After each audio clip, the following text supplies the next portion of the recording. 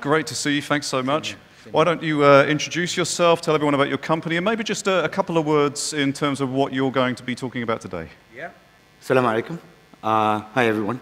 So I work in an agency called Hug Digital, digital agency based in Dubai with offices in Cairo, in Saudi, and India. And what we're going to be talking about today is influence marketing, how to deal with influencers, how to work with influencers. Let's admit it, you're the home of influencers, from the real foes to, I mean, you have a huge amount of influencers, and it's quite interesting because you're leading the way very much so in terms of the GCC region. So very much, how do we deal with them? How does a brand build a perfect relationship with them? How do you go about going beyond financial, compensations into building strong relationships with them? Because lately it's been turning to become very much of a monetary transaction rather than anything else. So affinity for brands is not being built that much, and we really need to work on that because there isn't any rate card. So what I call influence marketing is sort of media 3.0, because it's becoming a medium whether we like it or not. Thank you. Fantastic. Hassan, stage is yours. Thank you very Please, much. Take it away. Thank you. All right. Take care.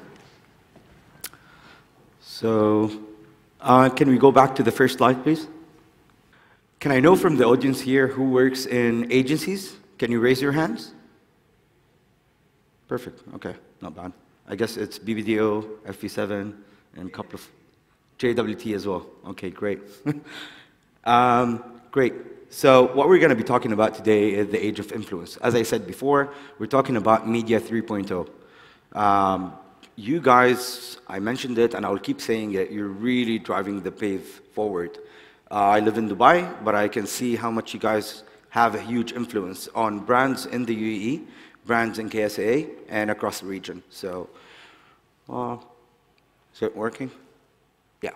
So when we talk about influence, let's admit that. It's about whenever you're doing something you never expected to do, or you're doing something you never thought of doing it. I advise you to get this book by Philip Sheldrake. It's called The Business of Influence. It gives you really good insights about stuff which you never thought about before. An example of that would be, what led you to come to this conference? Let's admit it. Can I get a couple of answers? What led you to come here? Is it word of mouth? Is it because it's the biggest conference happening in Kuwait, or what exactly it is? Come on, volunteers, anybody? Still early in the morning, but do wake up. Sorry? All the above, yeah? Correct? So you've been influenced in one way or another, be it on the media, be it through contacts, it's happening. Well, go back to 1965. Excuse this visual, I know alcohol is banned here, but let's admit it, it used to happen. So stirred, not shaken. We know that, shaken, not stirred, actually, yeah.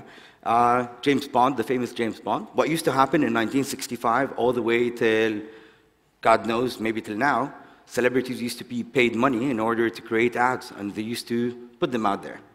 But what's happening lately, in 2015 and onwards, influence is all about getting people to talk with each other. All of you, you'll end up finishing this conference and you'll go out and you're going to start talking about what exactly you learned, what exactly impressed you, what exactly did not impress you, who are the speakers that taught you something new, and all of this will start creating word of mouth. And we can take a look at the Twitter feed over there. Engagement is happening, which is something interesting. And this is what every brand is trying to achieve. But when mentioning influence, when you start talking about influence, I noticed in this region, everybody's obsessed with cloud score, those social platform scoring, and they tell you, hey, I've reached number 5 or number 4, or my cloud is 69 or 68. The reality is, when you're talking about those social scoring platforms, they really are not an indicative of what an influencer you are, or how much influence you have on others, or really how you're performing in the social/online field. Why? Take a look at those people. I'm not sure if all of you know about them. Each one of them is quite known in his field. But can you please tell me which one do you think is an influencer? I'm very interested in a reply from you, gentlemen, from BBDO, because I'm sure you know all of them. So which one is an influencer, do you think? Do you know those people or not? If you don't, I really advise you to take their names and to follow them. But the reason for asking is, if you take a look at cloud, cloud gives you Robert Scoble as being an influencer. When you take a look at Peer index, it gives you MJ Seeger as being an influencer. If you take a look at TweetGrader, it gives you a lot of others, and so on and so forth. But the reality is, all of them are influencers.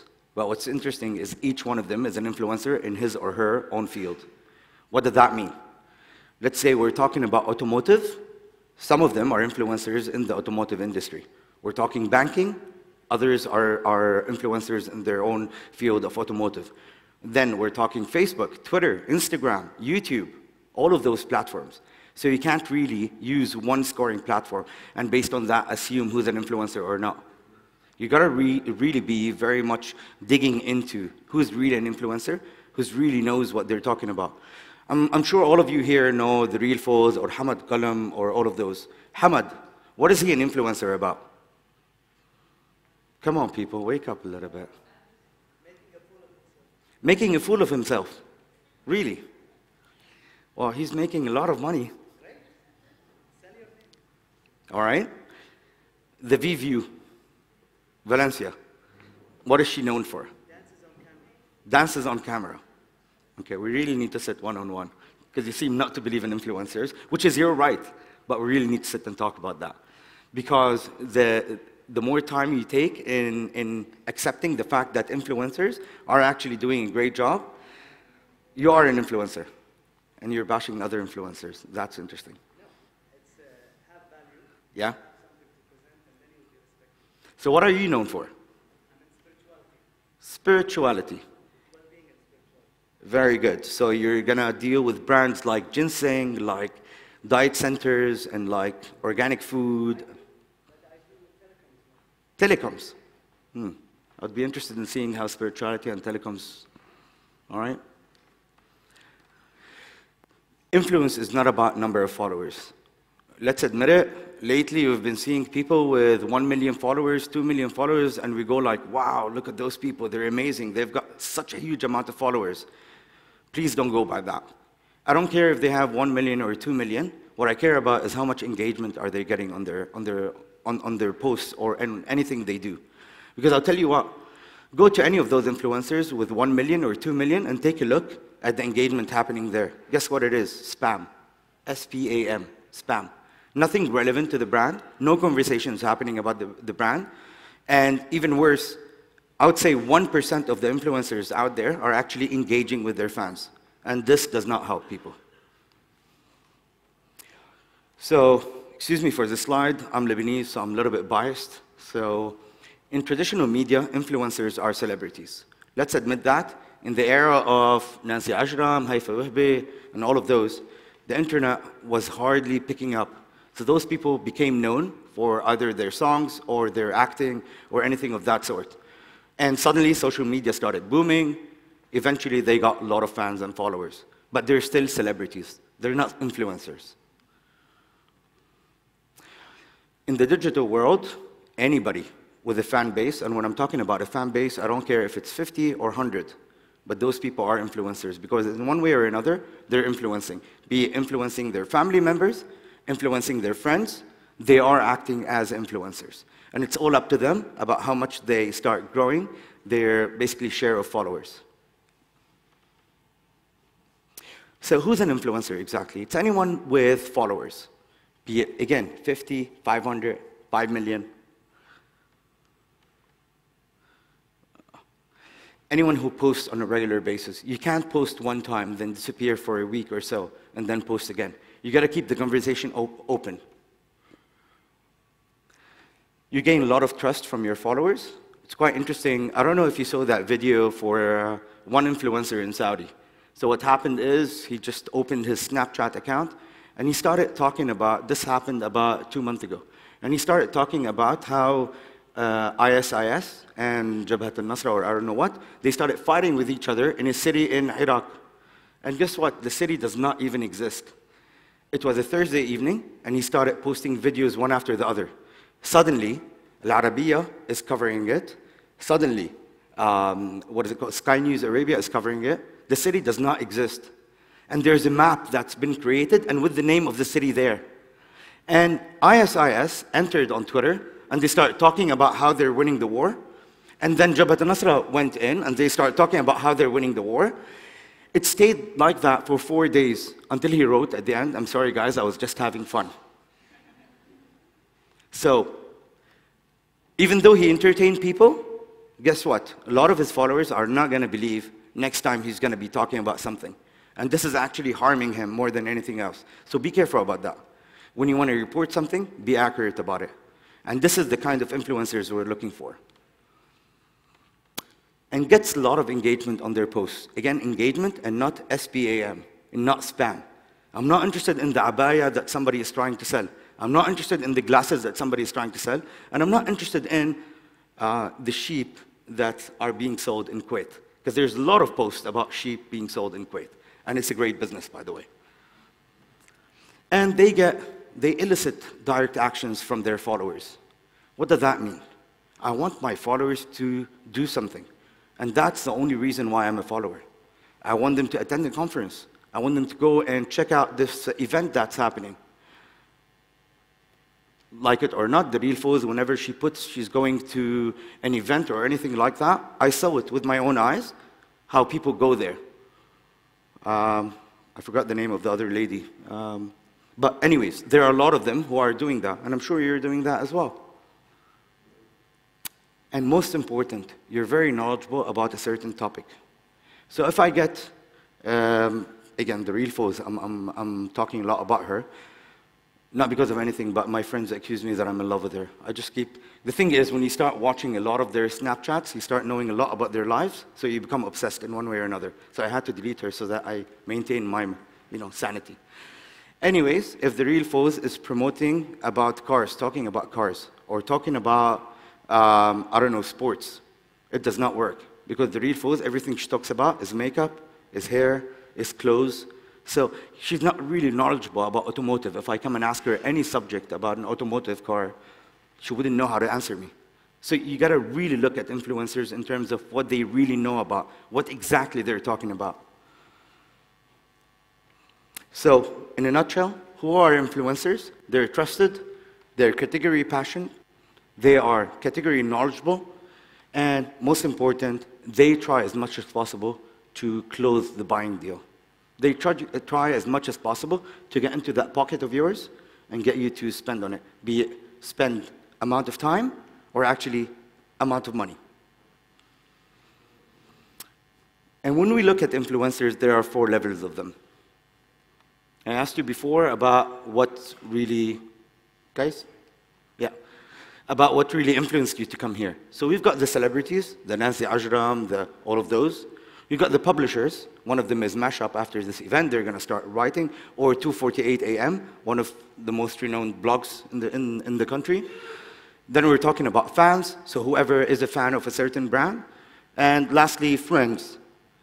And the more you go higher, the more you get more reach. By more reach is people getting exposed to it, people seeing the message.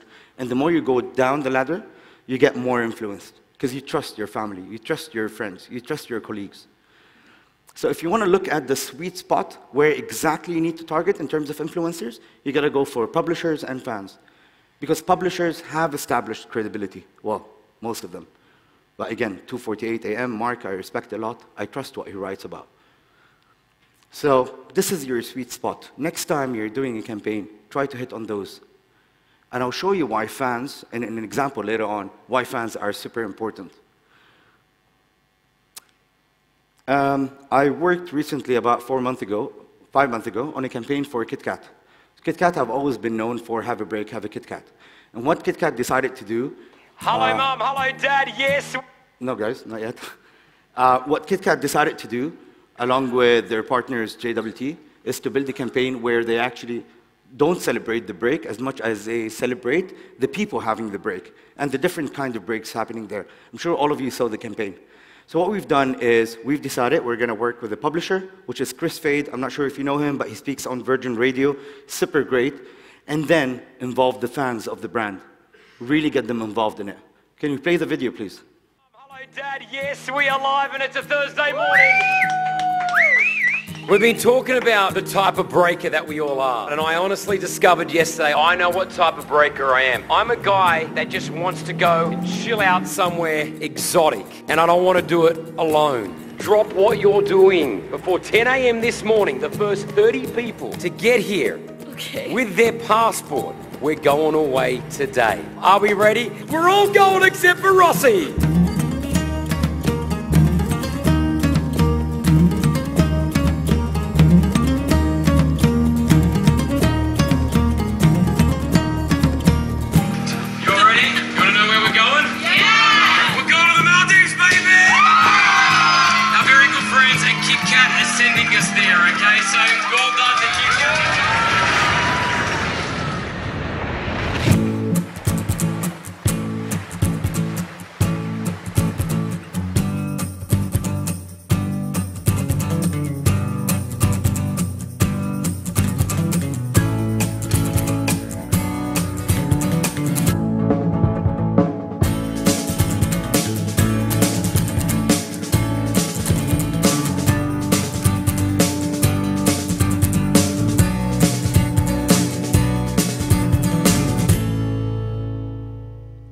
How amazing is that?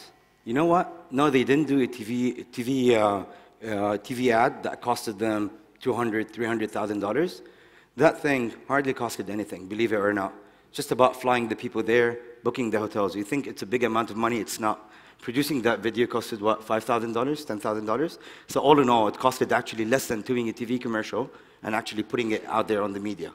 But when you come and look at the return on the investment that's been done, it's brilliant, because everybody was talking about it. UAE was buzzing about the breaker.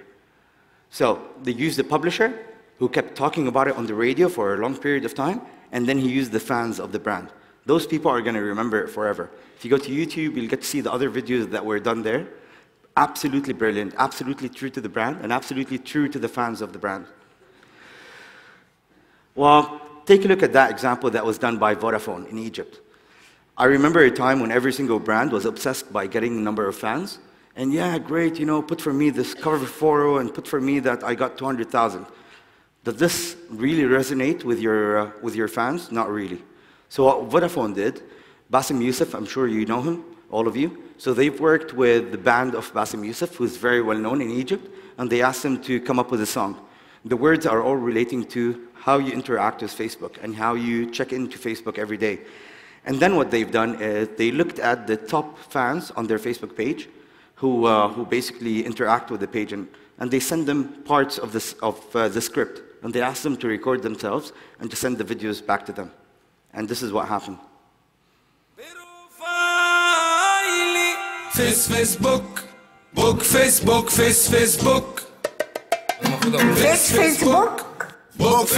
Facebook.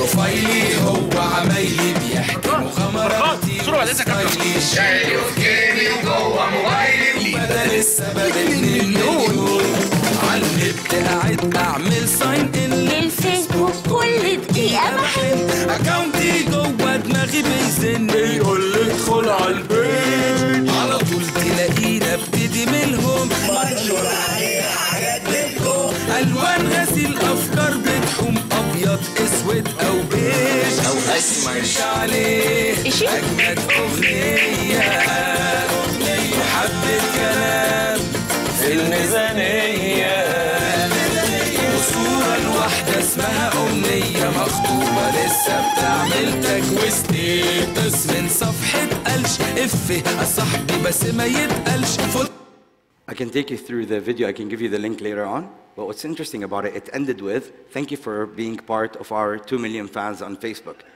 Guess what? Again, the cost of this video is hardly anything, but the payoff of it was crazy. The other fans on the page, they're like, why you didn't involve us into this? Why we weren't part of it? And this told them that we chose the fans that are more engaging. Again, JWT worked on that, so congrats. It was brilliant. Really, an exceptionally great video that was done. It got a lot of word of mouth going around it, and the fans that were not engaging that much with the brand started engaging more and more with it. So when you look at influencers, as I was telling you, really choose them according to the verticals, be it automotive, be it fashion, be it lifestyle, be it, anything relating. So you've got a lot of categories over there. So you got to group them. And when we look at type of influencers, again, go according to a platform. Facebook, Twitter, Instagram, this is really important. And I'll tell you from now, you won't find an influencer that's active on all of those. Very rarely you will. So you'll find mostly on 2 of them, maybe 3, but mostly it's 2 of them. And I'll tell you, take a look at Snapchat, which is the new kid on the block, especially in this market. It's doing really great. Be the first. Q1 2016, Snapchat is coming in heavily into the market. Start looking at how you can integrate your brand in it. And when you look at type of influencers, look at the market you're talking to. And why I say that is, for instance, there's an interesting influencer in Dubai. His name is Sharif. He's Egyptian, and he has a big number of followers and a lot of engagement, proper engagement. But the issue is, the engagement on it is mostly from Egyptians. He's living in Dubai, but most of his followers are from Egypt. So is he really relevant to the market UAE? No. So again, this is where you need to look at who exactly are you targeting. Are you targeting locals? Are you targeting Arab expats, non-Arab expats? And then when you look at non-Arab expats, the UAE is a very tough market to deal with in terms of who exactly are you targeting. Asians, Europeans, Australians, Americans, so on and so forth. So how does a brand go about engaging with influencers? What should they do? What's the first step? Number 1 is relevant. And what I'm talking about that is not content fit, but contextual fit. By contextual is who exactly I'm talking to and where are those people present. If you tell me do a campaign in Saudi on Facebook, I'll tell you no way on earth I'll do that. Why? Because Saudis are accessing their Facebook once every month, maybe twice every month, and that's it. But the platforms they're on are Twitter, Instagram, and YouTube, and now Snapchat. Again, the reach. And what I mean by that is they need to have a substantial amount of followers, but more important is the kind of followers they're looking at. So be it political, be it non-political, be it relating to a certain topic, this is extremely important. The engagement power that those people have. So their status inspires a lot of people about what they're talking about, what they're eliciting them to do. And then the age, the gender, the location. I was talking again about Sharif. Sharif is in the UAE, but his followers are from Egypt. So it does matter a lot. Again, apologies for this picture, but we all know how Kim Kardashian basically broke the internet with her famous picture.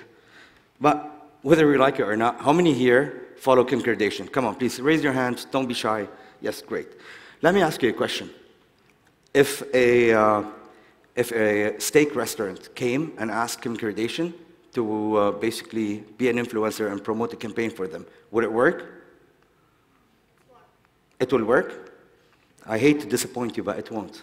If you're following Kim very well, you'll know that Kim is actually vegetarian. She does not eat meat. So guess what? People who follow influencers or brands, they know everything about them. Yes, I know everything about the real followers. You can ask me any question except when she goes to the toilet. So this is what a follower means. This is when you start liking an influencer so much that you know everything about their lives.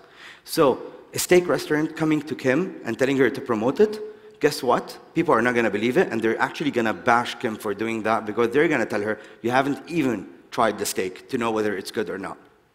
So there's a lot of background work that needs to happen in order to see whether your brand fits with that influencer or not.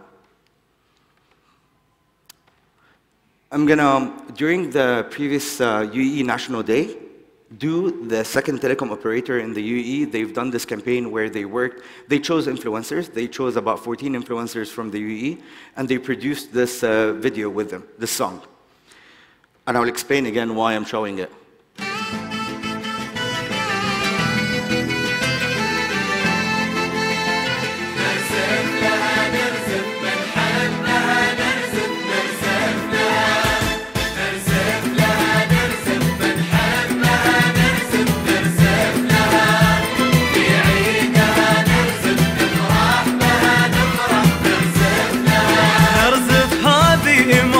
المحبة والاتحاد من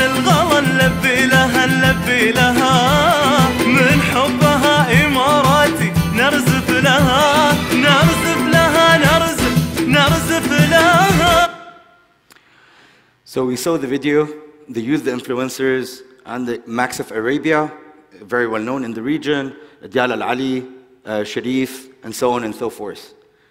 A couple of months after that, this happens. I'm Mark Vaslam. I'm Leia Salonga. I'm Hrithik Roshan. وأنا أتحداكم. وأنا أتحداكم. And I challenge you. And I challenge you. And I challenge you.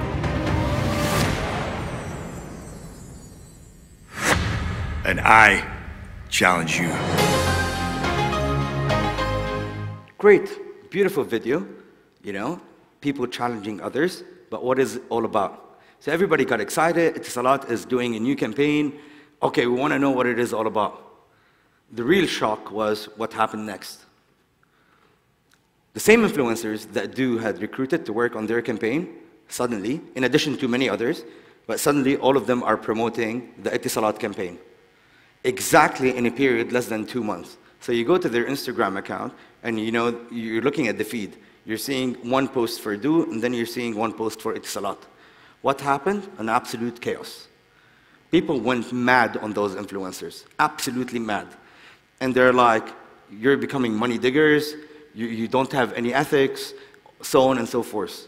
3 weeks, those influencers did not post anything on their platforms. They got scared like hell. They got scared because people marahahumum. People did not spare them a single word of negativity. The campaign went really, really, really bad to an extent that it extended beyond the influencers towards the brand Etisalat. Now, this is a completely different topic, but it really went bad, and all the money that's been spent.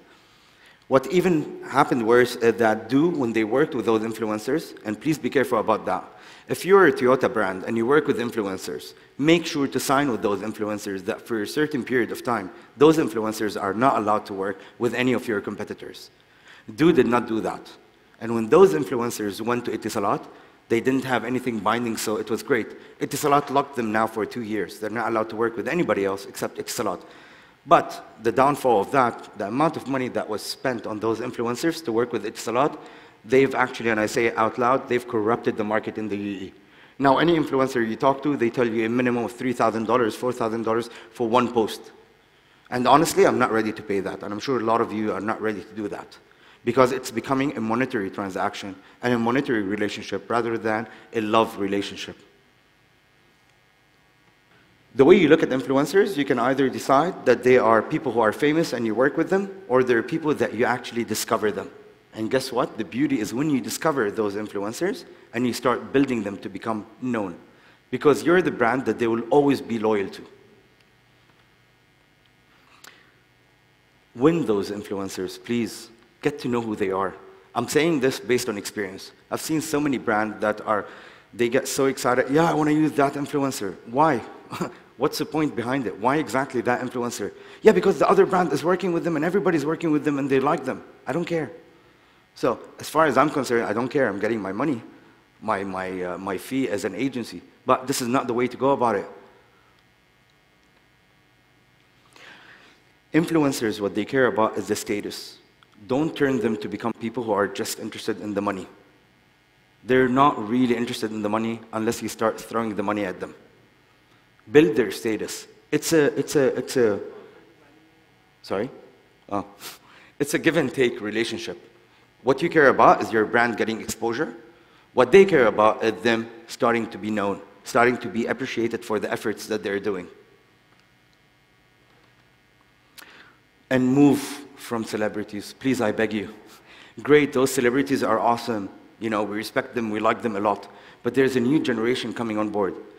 I'm tired of seeing the same faces over and over again, and I'm sure so many of you are tired. Guess what? Start discovering. According to the latest UNDP report, the Middle East region, mostly the GCC, 65% of the population is under the age of 30 years old. We're talking about a baby boomers market, and guess what?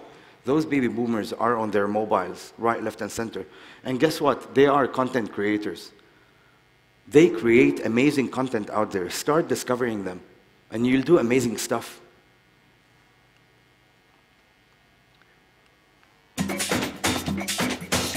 Actually, sorry. Can you go back, please? And one more? No, one more. Yeah. It's a campaign that was done by Mobily, the second telecom operator in Saudi. And so Saudi participated in the World Cup 4 times. And they couldn't participate 2 years ago, I think, in the World Cup. And in order to become a sponsor, you have to pay huge amounts of money. But they wanted to really be part of it. Saudis are known very well. They love anything that has to do with soccer. So what they've done is they've identified this guy who really is perfectly, if you want, relating to the audience of Mobily. And they made this guy travel to Brazil. The World Cup was during Ramadan. I remember every single day, directly after iftar, the first thing I'm doing is refreshing the YouTube page of Mobily in order to watch the webisodes. They produced 30 webisodes of how Yusuf al-Dakhil, this gentleman, which you will see now, he went to Brazil and he created the 5th participation, Musharaka al-Khamsa of Saudi in the World Cup. You'll get to see the results. He's a guy who was not an influencer. He's a guy who wasn't well known. And after this campaign, he gave a lot of, if you want, gave a lot of return on the investment that Mobily did. And in return, Mobily made him become an influencer. And he loves Mobily no matter what.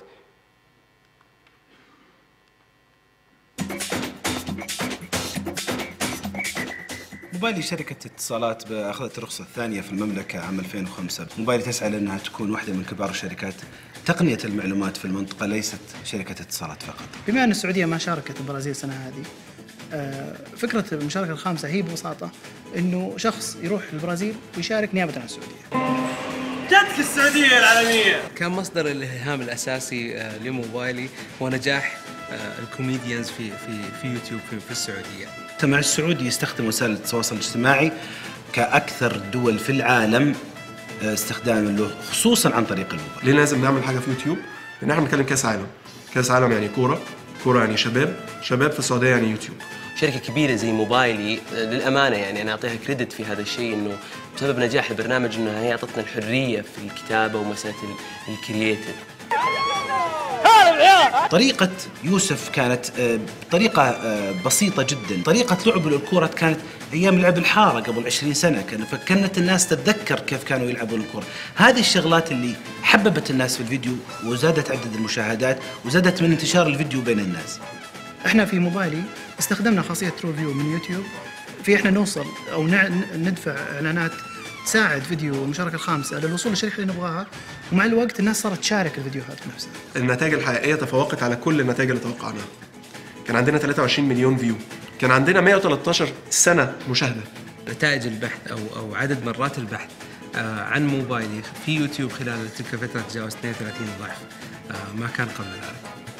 كان عندنا 11,000 سبسكرايبر على اليوتيوب قبل المشاركة الخامسة، حاليا بنتكلم في 240,000 سبسكرايبر. الحديث عن المشاركة الخامسة تجاوز اليوتيوب إلى العديد من القنوات الإعلامية، الجرائد في السعودية في دول الخليج بشكل عام. والمفاجأة المذهلة بالنسبة لنا إن إحنا بقينا رقم 1 in terms of YouTube channel subscribers في مجال التليكوم اوبريتورز في العالم. We had a big success with YouTube in 2014 وأعتقد 2015 إن شاء الله يكون نجاح أكبر. روح جاي أنا جايب نقاط موبايلي.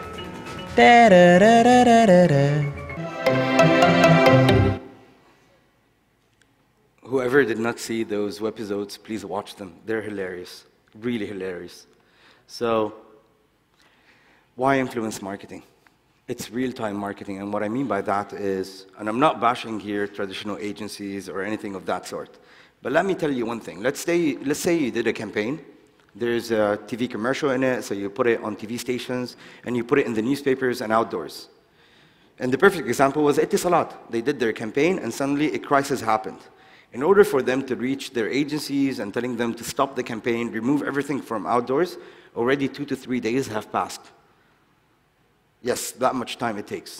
But when you're doing it with an influencer, you can immediately stop a campaign and turn things around. And this is why it's real-time marketing. Second of all, it has proven to be effective on a lot of brands. Of course, in the West, much more than in the Middle East, but in the Middle East, it's starting to pick up. It's a place where your audience is. Again, like it or not, each and every one of you is holding 2 mobiles, if not 3. And it can no longer be a can-do, but a must-do. Okay? You need to test it. You need to try it. Don't be scared of it. And let's admit it, the old way of doing marketing, especially you're going to notice that in 2016. It's a very scary year for traditional agencies because digital is taking over heavily. And then again, I'm being influenced a lot by influencers, and I'm sure a lot of you are being influenced by influencers. A last word of advice from Laura Fitton. She's the head of influence relations at HubSpot. She says, ask not what an influencer can do for you, but ask what you can do for an influencer. Again, it's a two-way relationship and not a one-way. Stop thinking of yourselves, think of yourselves and of them. They're humans at the end of the day. They're not a newspaper, not a TV station, not a radio, not a billboard. They're people. Thank you very much.